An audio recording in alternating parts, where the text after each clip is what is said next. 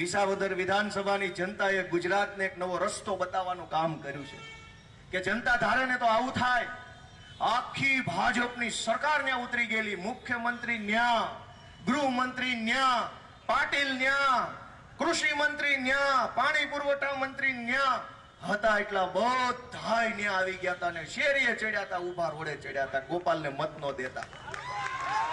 પણ જનતા ધારે, નાગરિકો ધારે તો એનું પરિણામ કેવું આવે ને ભાજપ વાળાના મોઢા જોવો ને તો ખબર પડી જાય કે આવું થાય. 3 મહિના થવા આવ્યા, 4 મહિના થવા આવ્યા, એકેયના મોઢા ઉપર સ્માઇલ નથી આવતી હજુ. અમિત શાહ વરાછા આટા મારીને જાય છે પણ કાન ભાંગે એમ નથી, હવે કાન બેઠી છે વરાછામાં. અમિત શાહ કોઈ ભાળ્યું છે એટલા વરોમાં? છેલ્લે એનું રાજસ્વી સન્માન કર્યું પાટીદાર આંદોલન તરફથી, થાળી ઉડાડીને સન્માન કર્યું, એ પછીનો આટા મારવા આવ્યો નતો, આ પછી આવ્યા.